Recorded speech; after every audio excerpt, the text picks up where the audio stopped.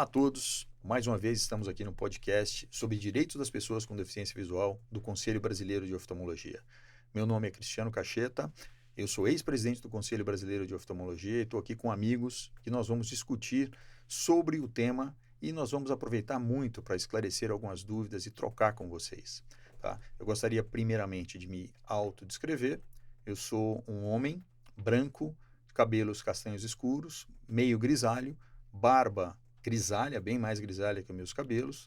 Eu estou vestindo um terno cinza e uma camisa azul. E do meu lado eu tenho aqui o prazer de convidar o Arthur Medeiros, que é o coordenador geral de saúde da pessoa com deficiência do Ministério da Saúde. Daqui a pouco o Arthur vai pegar a palavra e se audiodescrever. Aqui conosco também a Elo Malieri, advogada, influenciadora digital do perfil Elo e Beth, pessoa com diabetes. E também com Samuel Salles, advogado, procurador do município de São Paulo e pessoa com deficiência visual.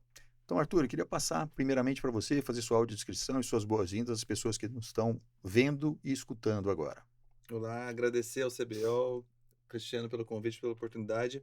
Eu sou um homem branco, alto, careca, uso barba, começando a ficar grisalha também, e estou vestindo uma camiseta polo branca com o símbolo Saúde Sem Limite, que é o símbolo da Rede de Cuidados da Pessoa com Deficiência, Do Ministério da Saúde, do né? Ministério da Saúde.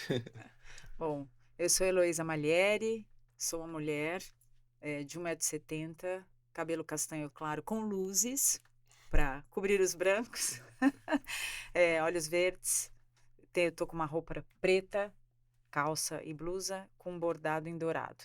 É um prazer imenso estar aqui no CBO de novo, me sinto em casa, então agradecer o Cris pela oportunidade de estar falando do assunto tão relevante para a nossa sociedade. Elo é uma parceira com quem a gente conta sempre aí nessas pautas. E você, Samuel?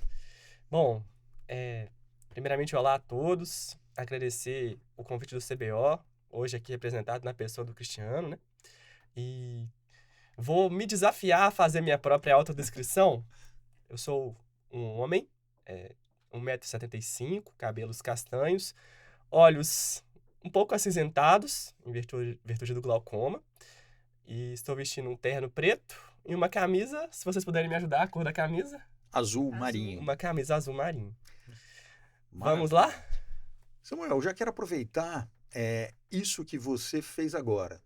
Você contou com a nossa ajuda para se autodescrever. Sim. E eu queria que você contasse um pouquinho para mim da sua trajetória em toda a sua jornada. Porque uma pessoa, hoje, com 25 anos, como você me contou aqui antes, que fez toda a trajetória que você fez, e é um exemplo para todos nós, né?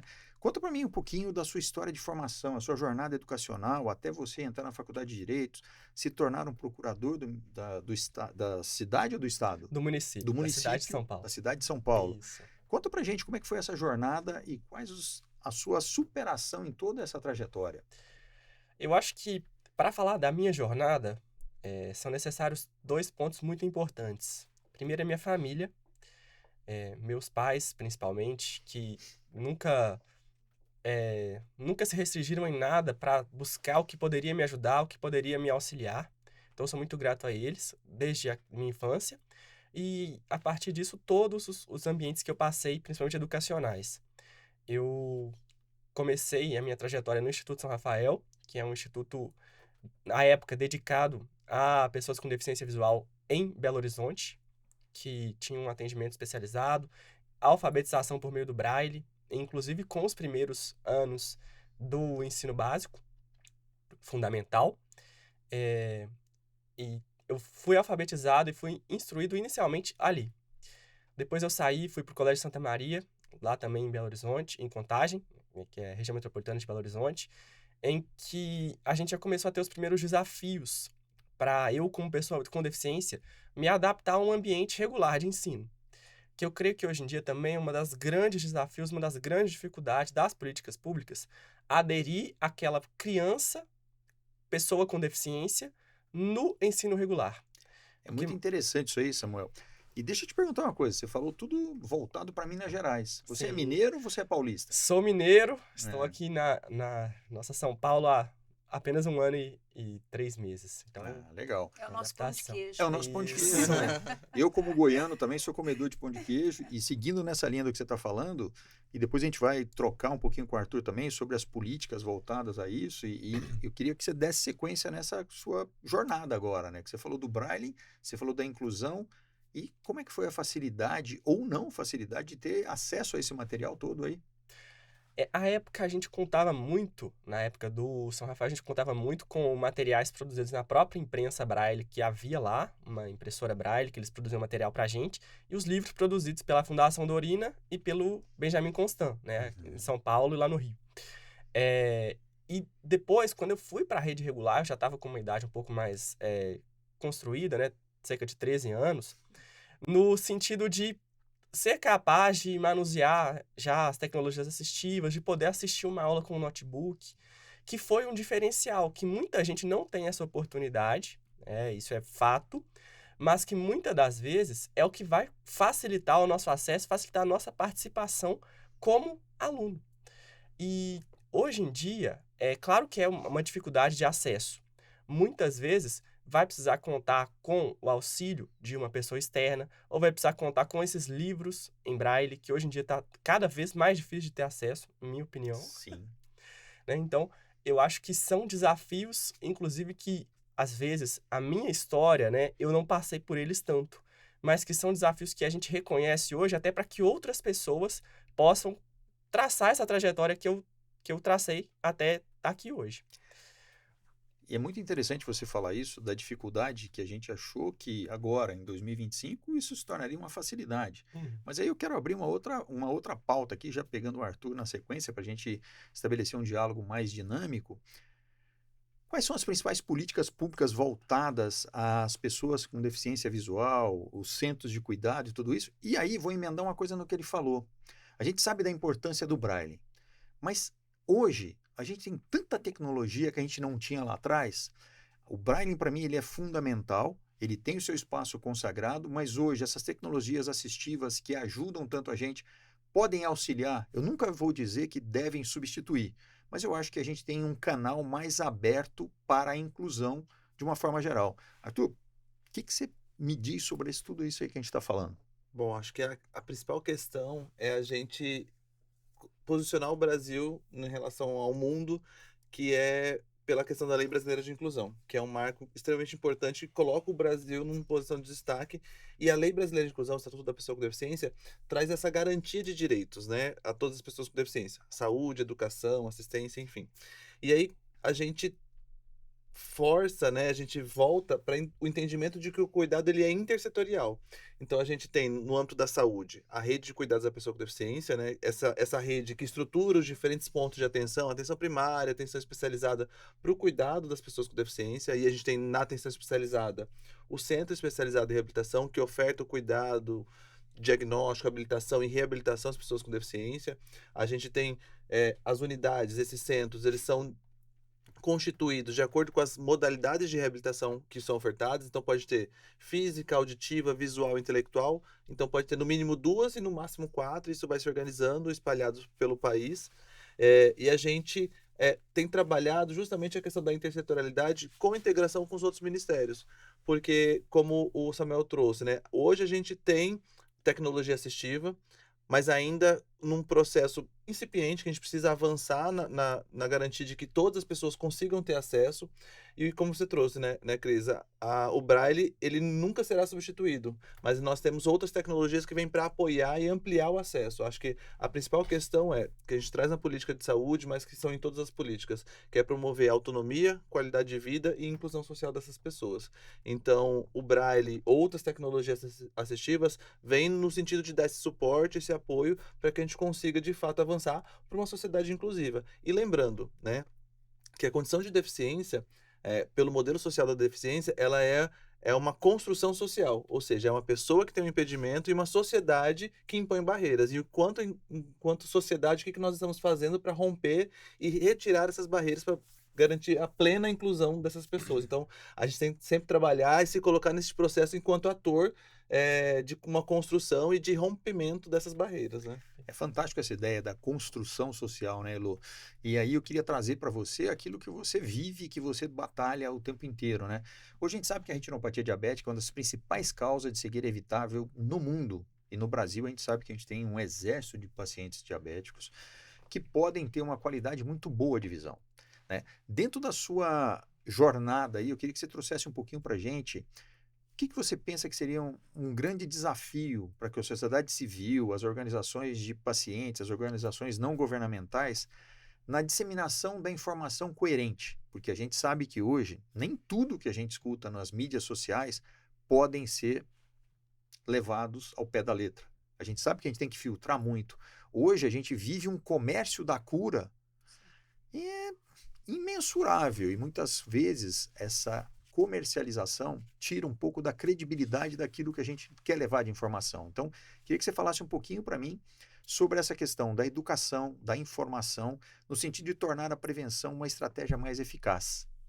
Olha, para mim, tudo isso que você falou, Cris, e a fala dos dois queridos aqui, Arthur e Samuel, acho que a base de tudo é a educação. Nós precisamos priorizar a educação, tanto para quem fornece a informação, quanto para quem recebe, né? As pessoas precisam ter a capacidade de discernir se a informação é coerente ou não. É claro, todo mundo busca a informação do milagre.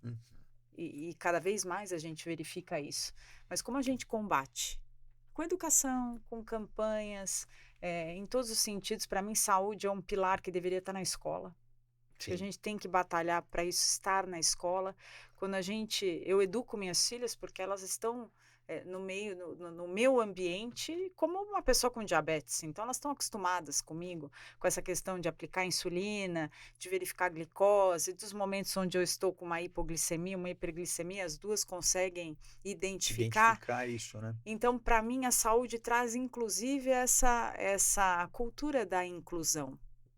Como que eu me percebo em termos de saúde, de como eu sou e como somos diferentes, como as necessidades de cada um são diferentes. Então, eu acho que isso permeia essa construção de uma sociedade pronta, capacitada para entender efetivamente o que é a diferença. Somos todos diferentes, ninguém tem o mesmo DNA, né?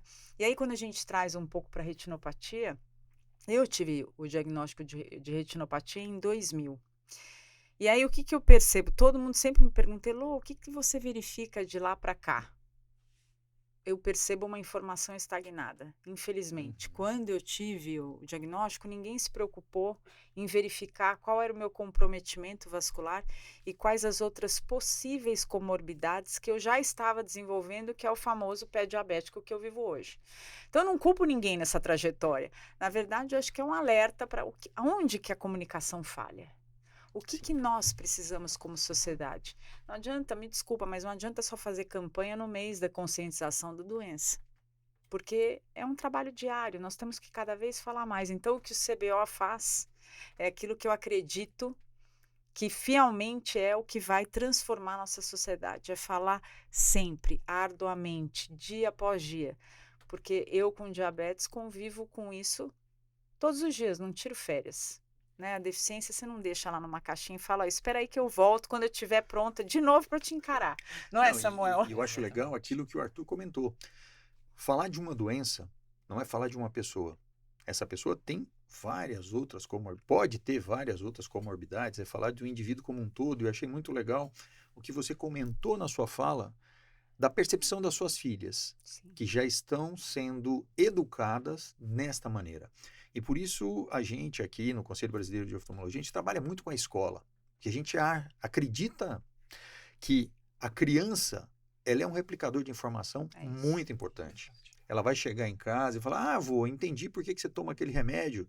Ah, pai, entendi por que você está esticando o braço para ver. Então, desde as pequenas coisas da educação dentro de casa, a replicação é muito grande. E nisso, o professor, que é uma das profissões mais importantes que a gente tem no país, é fundamental, né?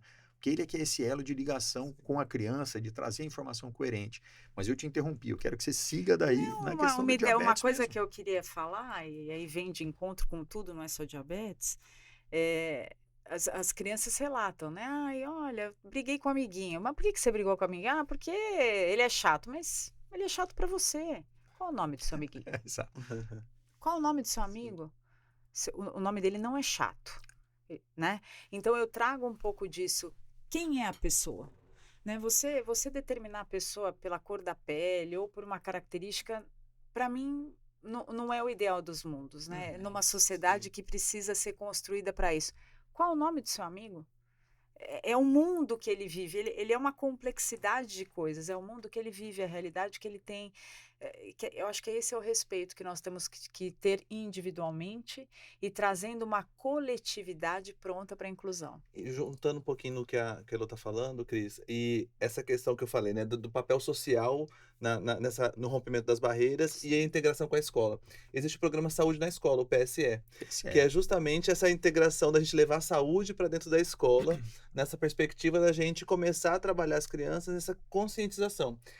E a gente tinha uma lacuna no programa Saúde na Escola quando a gente falava de pessoas com deficiência, porque não existiam os módulos. E a gente começou a trabalhar agora, já lançamos o primeiro módulo, que é sobre saúde auditiva, estamos na confecção dos outros módulos para introduzir a pauta da pessoa com deficiência, a identificação dentro das escolas, para que a gente consiga, de fato, levar esse processo e, eu acabei de falar, né, é construção social, e onde começa a construção social é na escola. E aí, a Elô trazendo o exemplo das filhas. As filhas têm esse potencial de acompanhar esse desenvolvimento, esse acompanhamento da Elô, e a gente tem essa possibilidade que outras crianças também acompanhem, né? Identifique seu avô, sua mãe, seu primo, enfim. Então, a gente trabalhar isso. E uma outra questão extremamente importante que você trouxe, Cris, as pessoas são diversas, são singulares, a diversidade humana está aí. E uma questão que a gente precisa lembrar sempre é da interseccionalidade. Então, a pessoa que tem diabetes, a Elô é uma mulher que mora lá no Rio Grande do Sul, que mora na outra. periferia é outra. Então, tudo isso precisa ser levado em consideração quando a gente fala. Então, a gente não tem como colocar todo mundo dentro da mesma caixinha e trabalhar igualzinho. A gente tem que trabalhar e olhar a individualidade de cada pessoa. Acho que a gente trazer isso, né, para as crianças, para a sociedade como um todo, né, levar a informação é fundamental. De fato, a gente tem trabalhado, infelizmente, sempre na reatividade da informação. Combatendo as fake news, as informações falsas, a gente precisa avançar cada vez mais na proatividade da informação e acho que, mais uma vez, como Elô, parabenizar o CBO, porque são iniciativas como essa que fortalecem essa comunicação, né? Não, Arthur, e assim, é muito importante ouvir você dizer isso, porque assim, o Ministério da Saúde, ele cuida de um universo, ele cuida de um ecossistema chamado saúde.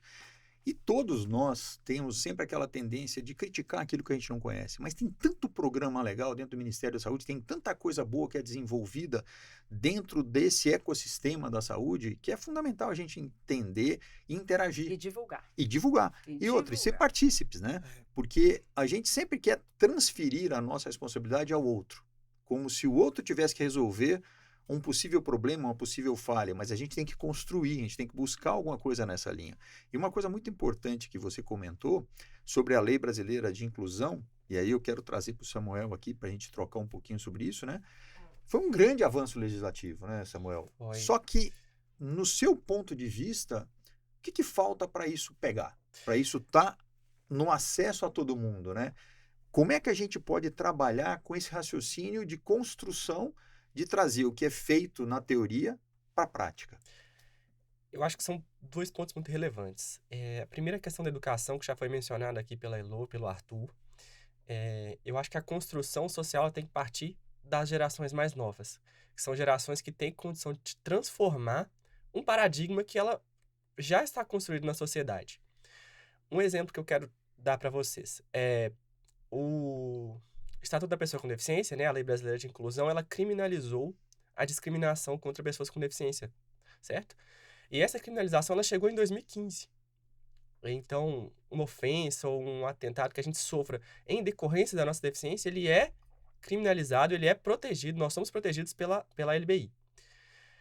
No entanto, a gente pensa que com a lei do racismo, ela surgiu em 89, ou seja, 26 anos antes, que é uma discriminação também em razão de uma minoria. E essas duas minorias, elas foram muito atacadas, as pessoas com deficiência, elas foram atacadas, por exemplo, no nazismo. No Holocausto, ele não foi uma perseguição só de judeus, só de uma determinada minoria, também foi das pessoas com deficiência. Então, nós, como pessoas em que a sociedade passa a nos reconhecer, isso, na lei, isso estar previsto, é muito importante. Mas, mais importante do que estar na lei é isso, que isso seja vivido. E aí, um dos maiores desafios para que essas políticas públicas previstas na LBI viverem, né, fazerem parte da vida real, do dia a dia nosso, que nos auxiliem a vencer as barreiras, é a nossa visualização como indivíduo, o que também já foi mencionado aqui. Por quê? Quando a gente fala em pessoas com deficiência, e aí eu não só abrangendo a deficiência visual, né, no geral, nós temos uma infinidade, um sem número de diagnósticos, de situações, de barreiras e de dificuldades que cada pessoa vai ter no seu ambiente social para que ela consiga exercer esses direitos, né, que a LBI e as outras legislações asseguram a ela. Então, quando a gente fala a pessoa com deficiência é assegurado o direito à educação, tudo bem, como que nós vamos colocar isso na prática para uma pessoa com deficiência auditiva que mora em São Paulo, uma pessoa com deficiência visual que mora no Rio Grande do Sul, uma pessoa com diabetes que mora no Rio de Janeiro? Então, a gente tem locais, a gente tem o extrato social diferente e a deficiência diferente em cada um. Então, o desafio é você pegar isso que está muito pulverizado e tentar consolidar. E é um desafio muito grande, a gente não tem resposta pronta. É uma construção social, literalmente. É muito interessante você falar isso e as características são totalmente diferentes, né? Então, a gente não tem uma solução para o país inteiro e nunca vai ter, no Sim. meu ponto de vista. Sim. Mas a gente tem que atacar aquela situação de acordo com a necessidade daquela ação. Então, a gente vai trabalhar muito, na minha opinião, de maneira individualizada e personalizada, né, nessa questão. E quando a gente fala um pouquinho, Elo, sobre direitos, né, direitos legais, desafios e tudo isso, na sua opinião, assim, quais são os principais desafios para que uma pessoa portadora de diabetes, que tem alguma alteração mais avançada do diabetes, enfrenta para conseguir trabalhar e ter benefícios, se é que a gente pode chamar de benefício, ou ter reconhecido os seus direitos legais para aquela condição? Seja na aquisição de medicamentos, seja na aquisição de recursos, sejam eles óticos ou seja eles em relação à prótese, na necessidade que tem. Como é que você vê isso no dia a dia de hoje? Como é que a população pode se informar um pouco mais sobre isso? Aí eu já estou pegando mais a sua parte de advogada mesmo, a sua parte legal para essa questão. Olha, primeiro que as pessoas nem têm ideia dos seus direitos, né? O que o Samuel falou, vou aproveitar o gancho, mas muita coisa na lei é linda, mas na prática ela é ineficaz. Ineficaz. Por isso que a gente costuma chamar, inclusive, de letra morta. Porque ela é engavetada e a gente não consegue ter esse reconhecimento. Então, você ser reconhecido como indivíduo, acima de tudo, eu acho que é o primeiro passo para a gente conseguir uma evolução nesse sentido, de como eu consigo exercer esses direitos que muitas vezes são suprimidos porque eu não tenho o olhar do próximo. O próximo, na verdade, ele já vem reativo, né? Estava contando para vocês antes da gravação de uma passagem infeliz que eu tive de estar estacionando meu carro com o cartão de identificação e ser abordada por uma moça que se dizia juíza e falava, eu vou mandar te prender. Eu falei, mas como assim você vai mandar me prender? O cartão tá ali, eu estava grávida, quer dizer, um desrespeito ao próximo. Você tem qualquer dúvida, chama o chefe de segurança para interpelar, mas eu acho que é muito, acho não, acredito piamente que é uma noção de humanidade que nós estamos perdendo, de verdade. Essa é uma colocação minha, gostaria até de ouvir vocês, mas é isso, como eu enxergo o próximo, né? Porque às vezes a deficiência não é visível. A deficiência que eu carrego não é visível. Será que eu tenho que tirar o sapato para mostrar o estado do meu pé? Quer dizer, isso passa pelo respeito. Então, essa construção é importante até para que a gente consiga efetivar as leis. Porque as leis nada mais são do que o reflexo das demandas sociais de cada indivíduo, dentro da coletividade. Então, eu acho que o espaço que eu participo bastante do CBO, que me chama a atenção, é o debate. Trazer essa riqueza, essa pluralidade de realidades é que faz com que a gente realmente construa uma sociedade que reflita o que a coletividade precisa. E hoje a gente vive uma imposição de uma singularidade. É o que eu acho, o que eu acredito, é o que necessita. Não, nós temos que abrir o debate. A divergência sempre fez com que a sociedade evoluísse. E quando não há debate, todos nós perdemos. Vai lá, Samuel, vai lá. Isso aqui é um bate-papo, não tem regra. E assim, uma grande dificuldade, eu acredito, de as pessoas com deficiência serem ouvidas é essa heterogeneidade, né? Esse tanto de particularidades que cada pessoa tem e como cada pessoa ela vai ter as suas barreiras diferentes, é um pouco difícil, e aí mais uma vez o papel do CBO entra nisso, uma organização das pessoas com deficiência para se manifestarem, para buscarem novos direitos e para exercerem os direitos que já têm. Então, essa informação aqui, essa divulgação aqui é excepcional. Por exemplo, houve movimentos importantíssimos na época do reconhecimento do direito à aposentadoria da pessoa com deficiência de uma maneira diferenciada, né? Com diminuição dos requisitos de idade, de tempo, do movimento das pessoas com deficiência, lá em 2012, 2013, no Congresso Nacional, para que a lei complementar fosse aprovada e esse direito que está na Constituição fosse assegurado de fato. Então, hoje em dia, isso existe. É possível a pessoa com deficiência se aposentar mais cedo, graças a um movimento que se mobilizou e que insistiu, e que bateu e que conseguiu esse pleito ser atendido, né? Então, cada dia mais a gente precisa abordar esses direitos, ensinar, explicar em que consiste e também lutar para necessidades que nós, como pessoas com deficiência, que temos esse lugar de fala, entendamos como essenciais ou como defasados. Pegar uma fala sua anterior, Samuel, que você trouxe de paradigma. E eu acho que a questão é essa, é uma mudança de paradigma, né? Da gente compreender o que é a deficiência, sair do modelo biomédico, modelo social. E o modelo social só foi possível e construído por conta do movimento das pessoas Arthur, com deficiência. Como a gente está falando com a população, e assim, vamos trazer o modelo Modelo biomédico biomédico, para perfeito. que a pessoa entenda o que a gente está falando. Aproveitar né? o espaço. Aproveitar o espaço de O modelo troca. biomédico é quando trazia-se que a pessoa com deficiência era caracterizada pelaquela condição que ela tinha no corpo dela. Era uma condição que precisava ser corrigida, ser curada, prescindia que era uma anormalidade e que aquele corpo precisava ser normalizado.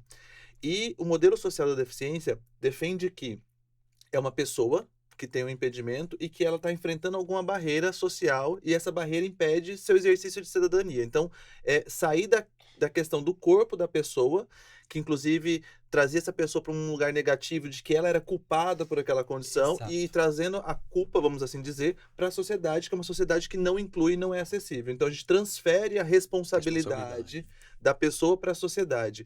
E esse modelo social, ele foi construído na década de 80 e pelo movimento das pessoas com deficiência. Então, ele é uma construção, de fato, das pessoas. E aí, quando a gente fala de mudança de paradigma, é justamente porque essas pessoas ficavam escondidas. Essas pessoas eram negligenciadas. E agora, a gente precisa cada vez mais trazer essas pessoas, dar luz a essas pessoas, porque elas protagonizem o seu movimento, protagonizem o que elas querem, o que elas necessitam. E isso traz esse reconhecimento de políticas públicas, de fato, que atendam a necessidade dessas pessoas. Não são pessoas, eu que não tenho nenhuma deficiência, que vou planejar o que aquela pessoa precisa. Eu preciso ouvir, compartilhar e construir com aquela pessoa a necessidade. E aí, trazer um recorte muito específico, né? A Política Nacional de Atenção Integral à Saúde da Pessoa com Deficiência, ela era de 2002 e ela foi reformulada em 2023.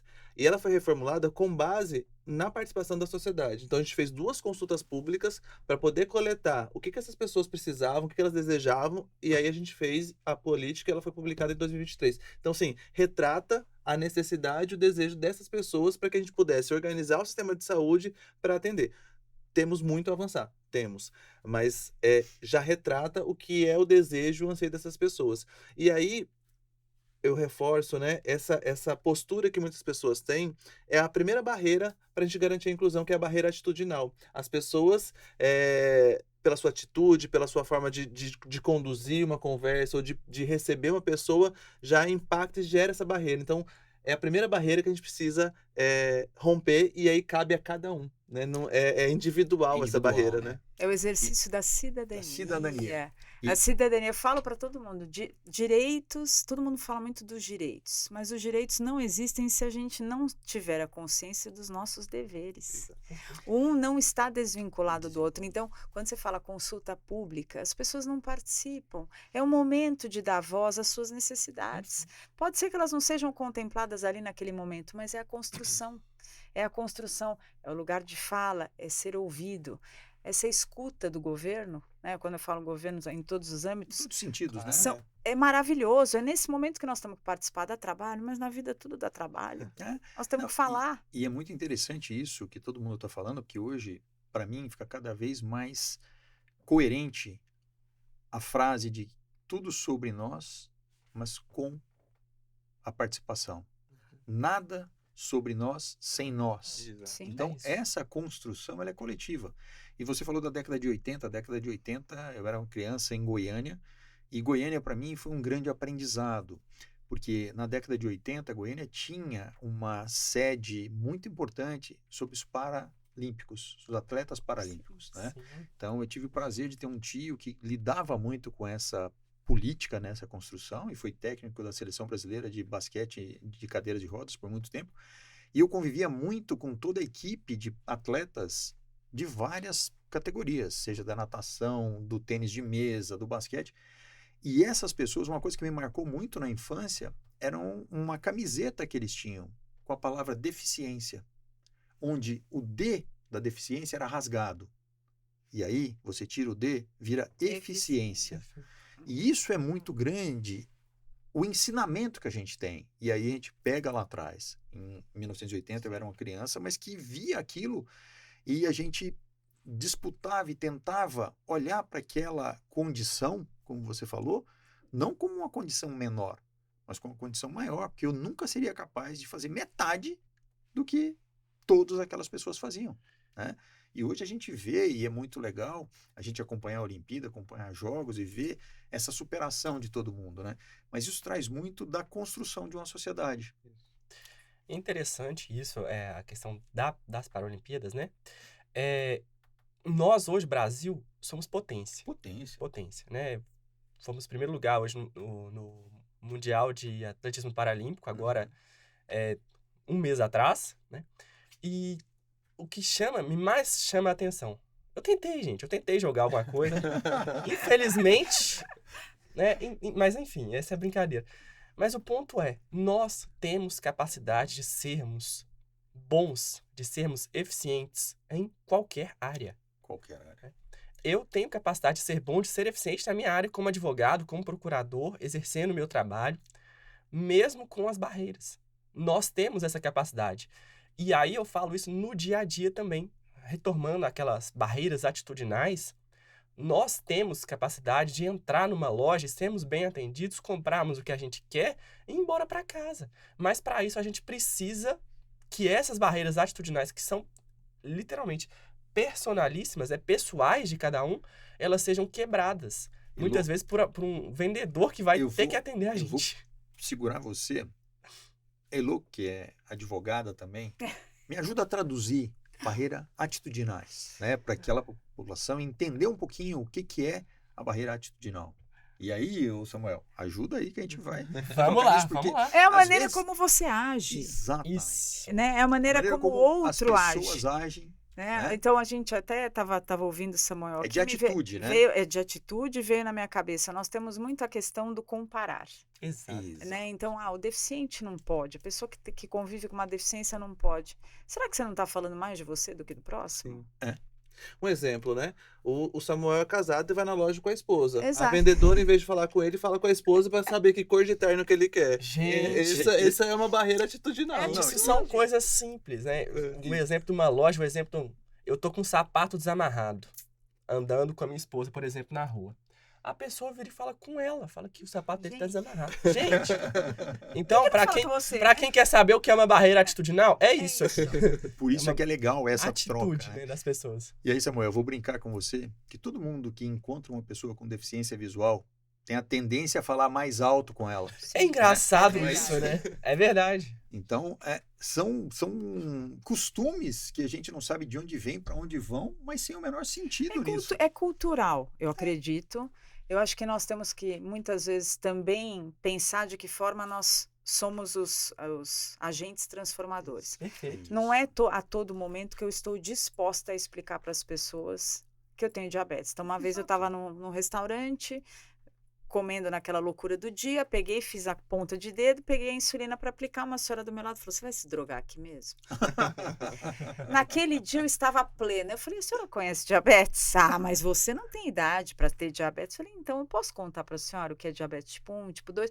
Mas eu estava num dia bom, o que eu estou querendo dizer é que nem sempre nós estamos prontos para combater esse estigma cultural que carregamos há tanto tempo. E aí eu vou aproveitar esse momento, acho que é importante da gente colocar o nome, né? Como o Samuel falou.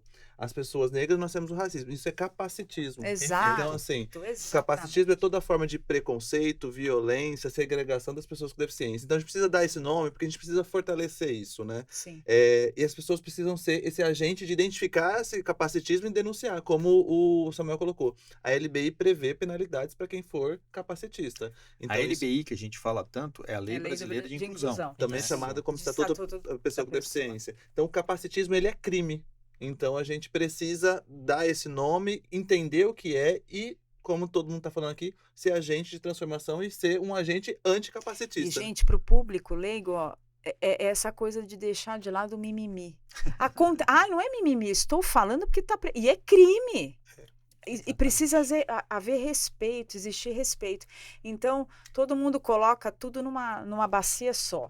Não é. É crime. Como eu me dirijo a essa pessoa? Para qualquer pessoa. Para qualquer pessoa. Então, Mas eu acho que é isso, é pautado no respeito. Só que nós só vamos conseguir isso quanto mais falarmos sobre o assunto. Então, isso que está acontecendo aqui é uma troca tão rica. Então, mais uma vez, parabenizar. Não é por nada, mas parabenizar a iniciativa que eu sei há quanto tempo o CBO batalha com isso. É trazer diversas vozes, é entender a pluralidade de uma sociedade que a gente vive, é entender, inclusive, que as necessidades de cada um são diferentes, mesmo carregando a mesma deficiência. E aí, uma questão extremamente importante que acho que esbarra um pouco em tudo, né? Mas, sobretudo, na questão de atitudinal, muitas das questões, às vezes, para o processo no diagnóstico. E a gente precisa entender que existe um processo muito além do diagnóstico, né? Então, quando a gente fala aqui na deficiência visual, né, um diagnóstico de retinopatia diabética, ou de um glaucoma, ou de um retinoblastoma, não é o diagnóstico que limita essa pessoa. A gente tem uma potencialidade além disso. A gente tem um trabalho a ser feito de habilitação, de reabilitação dessa pessoa. Então, o processo de formação dos profissionais de saúde, de qualificação dos profissionais de saúde também passam por aí. Da gente garantir que reconheça o processo do diagnóstico Sim. ao processo pós-diagnóstico também, né? Não, e isso que você colocou, Arthur, é fundamental, porque, vamos brincar assim, eu acho que o diagnóstico é o primeiro passo para que você consiga, quando é feito um diagnóstico precoce, evitar toda uma cadeia sequencial de acontecimentos que vai acontecer por um diagnóstico tardio. E é muito importante a gente trabalhar na inclusão, mas eu acho que a gente tem que trabalhar sempre na prevenção, né? Eu acho que é muito mais barato e o Ministério tem ações fantásticas sobre isso, me corrija nos números aí, mas o Ministério hoje tem mais de 56 mil equipes de saúde de família, né? Que trabalham isso na capilaridade, que trabalham com aquela população que precisa trabalhar e ser trabalhada na educação. Eu sou médico da Santa Casa de São Paulo. Eu saí da Santa Casa hoje para vir aqui gravar com vocês, mas ali a gente vê o quanto a população precisa do cuidado. E esse cuidado através da educação, através do conhecimento, e eu vejo o trabalho dessas equipes é uma maneira fundamental de ter o acesso. Porque todo mundo que chega para mim nessa casa fala, mas eu não consigo acesso. Eu não consigo acesso. E sempre traz aquela, entre aspas, culpa para uma instituição ou para um órgão. Não, eu acho que se a gente trabalhar todo mundo junto, a gente tem acesso, a gente consegue chegar, né? A gente consegue trabalhar muito nisso. E voltando aqui, porque a gente está falando de reabilitação, eu queria que você falasse um pouquinho sobre a estruturação dos centros de reabilitação que a gente tem. E você lá no começo falou de uma atenção primária, falou de uma atenção especializada, e a gente tem toda essa construção, né? Então, traduzindo para todo mundo, o que seria a atenção primária, como é que funciona, até chegar no especialista, como é que a gente constrói essa linha de cuidado do paciente? Perfeito. A atenção primária é aquela que está mais próxima das pessoas, é a unidade básica de saúde, que todo bairro tem a sua unidade de saúde. O Cacheta colocou agora, nós temos 54, 56 mil equipes de saúde da família espalhadas pelo Brasil.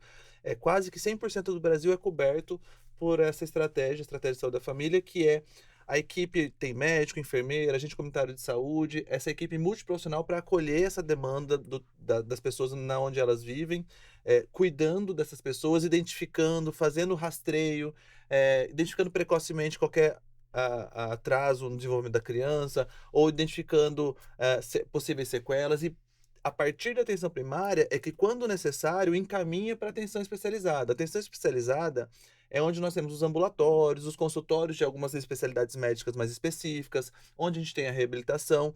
Então, a atenção primária, ela é capaz de cuidar de 80% das condições de saúde. Então, ela é capaz de ser resolutiva nessa perspectiva. Mas, em algumas situações, demanda de uma equipe técnica especializada. E é nesse momento que encaminha-se para a atenção especializada. E aí, onde nós temos, por exemplo, o Centro Especializado em Reabilitação, que cuida da reabilitação das pessoas com deficiência. Mas, obrigatoriamente, essa pessoa tem que chegar pela atenção primária. Ela não consegue bater direto na porta do CER, do Centro Especializado em Reabilitação. Ela tem que ir lá na atenção primária, conversar com o médico, com a enfermeira. Eles vão identificar, olha, a gente consegue fazer tais e tais coisas aqui na unidade, aqui no posto. Aqui, a partir disso, eu preciso que você vá para o CER. Aí ele vai encaminhar, referenciar. E aí ele vai para o CER, e lá no CER ele vai ser acompanhado por uma equipe multiprofissional. Tem médico, fisioterapeuta, fonoaudiólogo, terapeuta ocupacional, assistente social, enfim. Uma equipe multi que vai acompanhar e cuidar. Ao falar especificamente, né, do CER, hoje existem 342 centros especializados em reabilitação pelo país. Ainda é insuficiente, nós temos regiões de saúde. Região de saúde é uma região que congrega vários municípios. Então, temos algumas regiões dessas que não tem nenhum centro especializado em reabilitação. E aí a gente precisa referenciar para um outro município vizinho, mas a gente está trabalhando para tentar preencher esses vazios cada vez mais. Dos 342 centros que nós temos, 99 deles atendem pessoas com deficiência visual. Então, assim, dos nossas 4 modalidades, física, auditiva, intelectual e visual, visual ainda é em menor proporção, menor frequência. Estamos trabalhando, estamos ampliando, estamos agora, nesse exato momento, com 53 novas construções de centros especializados para a gente poder tentar ampliar, mas aí a gente esbarra em algumas questões que esse podcast vai ajudar a gente a enfrentar, que é a conscientização das pessoas com deficiência visual de que existe um processo de habilitação e reabilitação após o diagnóstico, e o que a gente acabou de falar de qualificação dos profissionais. Os profissionais entenderem que podem e devem encaminhar essas pessoas com alguma alteração na visão, com baixa visão ou com uma deficiência já instalada, encaminhar para o CER para poder fazer esse processo de habilitação. Esse espaço, né, ele é de cuidado, e aí o Cris trouxe uma questão importante. O cuidado, ele é abrangente, ele não é só o cuidado de saúde, prescrever o remédio ou de fazer uma consulta. O cuidado envolve a integração com outras pessoas, o apoio social, indicar para onde que ela vai, se ela tem acesso a um benefício, como que ela faz para acessar esse benefício, aonde que ela vai para poder fazer a matrícula do filho dela que precisa entrar na escola, ou ela que quer continuar os estudos e precisa fazer uma educação de jovens e adultos, enfim, o cuidado ele é muito amplo. Então, essa organização da rede, a atenção especializada, trabalha nessa perspectiva também. A rede, ela busca a gente ter um caminho mais fácil para as pessoas entenderem e saber por onde trilhar. E aí cada unidade vai encaminhar para a sua unidade especializada mais próxima, né? Arthur, eu acho que você tocou numa palavra e numa construção muito legal, que é a formação de processos. Dentro da sua fala, eu fiquei olhando a saúde pública ali, com priorização de demanda, reconhecimento de demanda, a referência e contra-referência, porque a gente sabe, e é fundamental que a gente entenda, que a população entenda, que é impossível você ter um ser em cada município. No Brasil, nós temos 5.523 municípios, ou um pouco mais, posso errar os números aí. 5.571. 5.571 municípios, porque o município brota como se fosse uma coisa do nada. Então, em 5.571 municípios, há que se ter uma referência e uma contra-referência. Eu preciso ter num polo, numa região de saúde, aquela estrutura que seja capaz para dar a estrutura para todo mundo ali. E muitas vezes a gente está falando de municípios que distam 30 quilômetros um do outro. Quando a gente analisa toda essa estruturação, e aí por isso que eu brinco que o Ministério da Saúde ele cuida de um ecossistema gigantesco de saúde, ele olha para cada um desses 5.571 ou 3? 571 municípios e trabalha com tudo isso. Então, é muito rico a gente entender essa sua fala e entender a importância e o tamanho do trabalho que a gente tem para a gente construir, né? Participação da sociedade. Sociedade. É isso.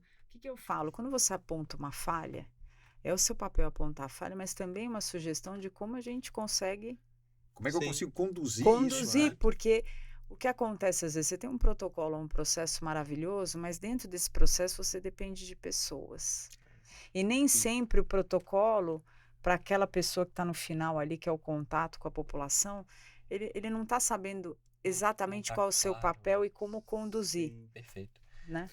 E Pode falar, pode, Samuel. não, pode falar que eu vou puxar um pouco a sardinha pro nosso lado, se você É. quiser. Não, eu ia falar justamente dessa parceria que a gente colocou no começo, né? Do Ministério da Saúde com o CBO. E nessa semana a gente estava conversando justamente que a informação, às vezes a gente não tem um ponto, mas a pessoa precisa saber como ela acessa e por onde ela vai. A gente está discutindo especificamente essa semana sobre glaucoma congênito, retinoblastoma, e entender como que a atenção primária pode identificar possíveis sinais, fazer, identificar e para onde encaminhar. Às vezes o município não tem, mas tem uma unidade de referência, então a gente vai encaminhar. É Santa Casa? É o HC? Enfim, então ter essa referência para poder organizar. A gente chama de linha de cuidado.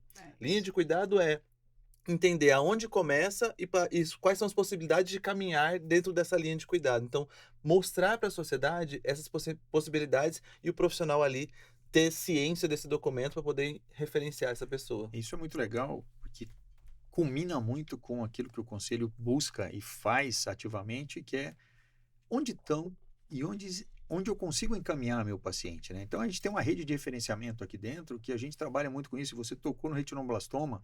O retinoblastoma hoje ganhou muita força por conta do Thiago Leifert. Sim. E vou confessar para vocês, e já troco muito com o Thiago, falei assim, o sábado de maior desespero da minha vida, eu estava aqui no Conselho Brasileiro de Oftalmologia, eu recebo uma ligação de um colega oftalmologista, que é o Luiz, que cuida da filhinha do Thiago, falou assim, Cacheta, Thiago vai contar que a filha tem retinoblastoma. Sábado de manhã. Eu falei assim, cara, mas você tem noção o que Do vai que isso- acontecer Da segunda-feira? repercussão Porque a disso. ideia era dar a informação no Fantástico. Ele falou assim, por isso eu tô te ligando. E aí a gente começou uma construção de amizade, de responsabilidade com o Thiago e a Dayana em função de uma causa de conscientização da população sobre tudo isso. E a gente trocava muito com o Thiago e com a Dayana, falou assim, olha, isso tudo vai muito além do retinoblastoma. Vai sobre a saúde ocular Perfeito. da infância. E é isso que é a coisa certa, né? E eles lidam com isso com uma responsabilidade, com um respeito gigantesco. São exemplos que a gente tem que dar de como conduzir isso sem querer fazer marketing, sem querer benefício próprio, mas em prol do outro, De forma humana. de forma humana. Sim. E aí vem uma coisa que você falou. Com toda a cadeia que a gente tem, você falou de uma coisa que é a pessoa. A pessoa é fundamental. O indivíduo que integra esta posição naquele elo, seja lá no programa de saúde da família, seja um auxiliar de enfermagem, um enfermeiro, técnico, aquela pessoa que está ali, essa pessoa, ela tem uma responsabilidade gigantesca. E ela é muito consciente nisso. Toda vez que a gente troca com as equipes de saúde de família, a gente vê o quão rico é esse conhecimento, essa integração, né? Então, eu acho que é a construção do que a gente está falando, o resumo de tudo isso aqui é a construção social do que a gente está falando, né, Samuel? E você queria puxar a sardinha para o seu lado. Eu Então, queria- diz aí, cara. Eu queria porque a relevância disso tudo, dessa discussão, é exatamente, né, a gente trazendo para os direitos da pessoa com deficiência. Quando a gente fala que o diagnóstico é o começo, vocês falaram isso, tanto na questão do cuidado com a saúde, aplicar os tratamentos cabíveis, evitar a evolução daquele diagnóstico, certo? Que aí isso aí você, Cris e o Arthur vão saber muito mais do que eu falar sobre, mas também é um início de falar assim, tudo bem, aquela pessoa, ela possui aquela deficiência, certo? Então, é uma pessoa com deficiência visual ou auditiva ou o que quer que seja. Quais tipos de políticas públicas, quais tipos de benefícios, se é que a gente pode falar assim, né? Aquela pessoa tem acesso, tem direito. E aí vem um trabalho de equipe entre, principalmente, os responsáveis por esse diagnóstico, né? Médicos, enfermeiros, e e as pessoas que precisam buscar esses direitos. Por quê? Para qualquer coisa, qualquer benefício que seja buscado em função da deficiência, o que é a primeira coisa que é exigido? O primeiro documento que é exigido? Um laudo médico. É isso. Uhum. Então, é imprescindível indispensável, né, que essa informação ela chegue da existência dos benefícios, de aonde buscar esses benefícios, esses direitos, e que o laudo médico seja de fato informacional, de fato completo, e que de fato possibilite aquela pessoa buscar os direitos que já lhe são assegurados por lei. E acessível. E é muito interessante essa sua fala, porque a gente está aqui muito falando, e parece que a gente está falando só de medicina. A gente está falando de sociedade. É. E aí vem o papel fundamental do Ministério Público, de todo o trabalho da Procuradoria em função disso, e a gente olha para o direito, vamos falar de uma forma ampla, e acha que aquele direito é só para julgar, só para condenar, só para decidir o mal feito. E a gente, quando começa a conviver, e a gente no CBO faz muita ação junto com o Ministério Público, junto com muitas entidades, a gente aprende que o universo do direito é tão grande quanto o universo da saúde. Sim. E a capacidade, a qualificação de cada um dentro da sua posição, ela é fundamental. E hoje o Ministério Público é um grande parceiro do Conselho Brasileiro de Oftalmologia na tentativa de inclusão. A gente faz ações pelo país inteiro fazendo isso. E eu sempre digo que as campanhas e as ações, elas não são para resolver o problema como um todo, mas elas são para chamar a atenção, elas são para, dentro do seu universo pequeno, construir aquilo que pode ser feito e melhorado, né? Então a gente constrói tudo isso. Perfeito. Fala aí, Samuel. Eu já ia... É uma questão que, por exemplo, eu sou advogado e eu detesto processo. A gente quer... Casa de ferreiro, espeta de pau. A gente quer... O objetivo nosso não é processo. O objetivo nosso é que as questões sejam resolvidas de preferência antes de ser necessário acionar o Poder Judiciário. Falou, olha, maravilhosamente. Não, porque é isso. A judicialização, todo mundo que olha para advogado fala, ih, essa aí quer judicializar.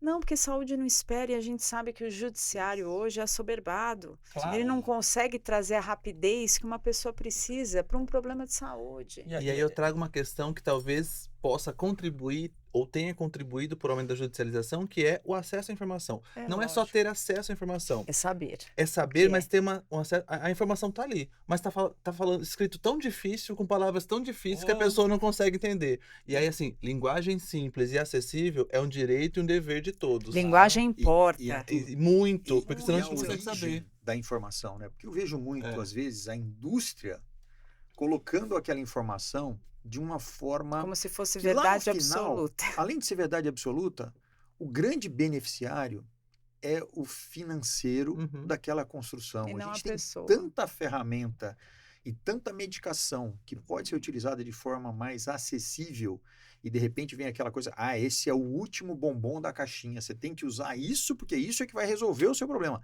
E não é. Não é. Né? Então a gente tem que trabalhar muito nisso. A gente já está aqui com um horário meio avançado, o papo está excelente, mas eu queria passar para vocês três aí, na forma como vocês quiserem, as considerações finais, mas antes eu queria colocar uma pergunta meio, vamos lá, assim, meio lúdica, né? O que vocês acham na interpretação de vocês, o que seria essencial para que o Brasil realmente se tornasse um país inclusivo? Né? É difícil responder isso sem falar de sexo dos anjos, né? Eu brinco muito que muitas vezes a gente faz o discurso de Miss Universo. Quando eu era criança tinha discurso de Miss, vocês nunca viram. Já. Discurso de Miss, né? Aí eu quero a paz mundial. A paz mundial, que as crianças sejam felizes, que não tenham nada. Mas dentro dessa construção aí, cara, Arthur, vou começar por você, que tá com a letra A aí, e a gente vai Ordem na ordem alfabética. Então, Samuel, você ficou pro final. Bom que eu penso. Dá pra você pensar, Samuel. Bom, de fato, é uma pergunta... Capciosa. Capciosa, diria até retórica, né? Mas acho que assim, sobretudo, a gente trabalhar enquanto indivíduo, enquanto cidadão, o que eu posso fazer para ser menos capacitista, para eu romper essas barreiras.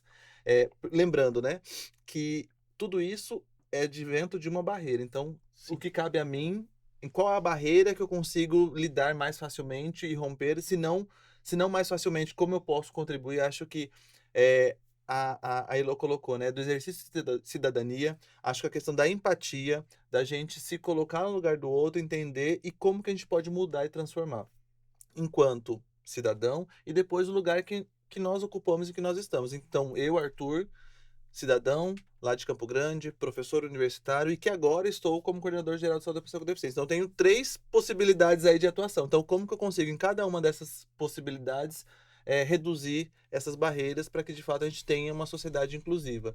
E lembrando, né, que esse compromisso de uma sociedade inclusiva, ela é do Brasil. Então, é de todos nós, de 212 milhões de brasileiros, porque o Brasil assumiu esse compromisso com a ONU, isso tem status de emenda constitucional, o Brasil presta contas para a ONU a cada 5 anos, então a gente é sabatinado, e o que nós estamos avançando? Então, o que cada um de nós estamos fazendo para que a gente consiga, de fato, manter ou atingir isso que a gente deseja, né?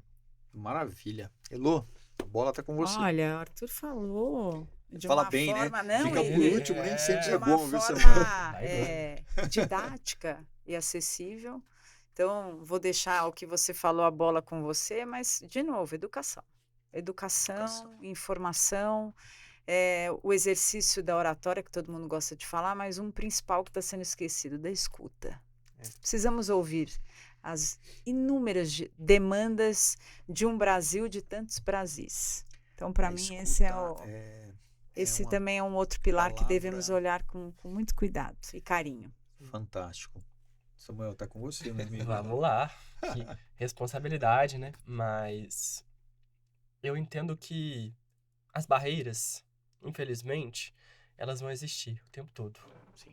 Até porque nós, pessoas com deficiências, nós somos, no próprio conceito da lei, fala que nós possuímos impedimentos que, em interação com as barreiras sociais, nos atrapalham na nossa participação, né?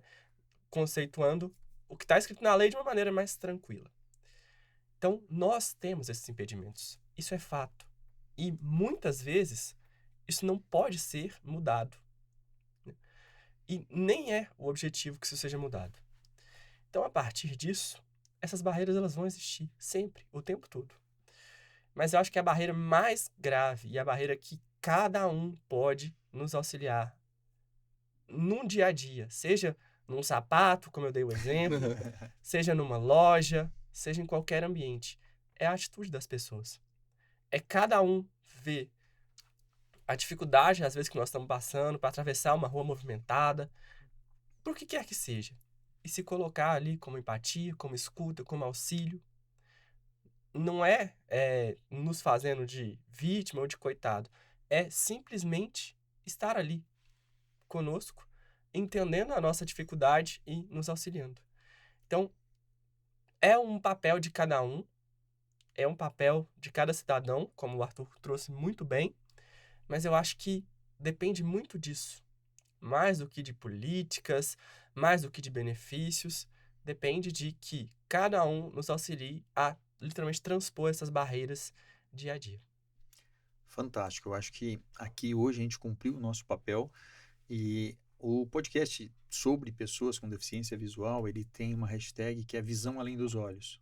Eu acho que a gente conseguiu extrapolar isso, porque a gente falou de um indivíduo. A gente tentou passar a informação não só da visão, mas é uma informação global daquele ser humano, que todos nós temos que olhar para ele de uma forma daquele micro-universo, né? A gente falou muito de um ecossistema, de tudo isso, de ter uma coisa grande, mas aquele ser humano está ali e é isso que a gente quer chegar. Então, quero agradecer demais a vocês e espero contar com vocês em uma próxima oportunidade e quero convidar você a nos acompanhar nos próximos episódios que a gente vai ter, com certeza, para falar de vários temas ligados à saúde e ligado à visão. Muito obrigado e um abraço a todos.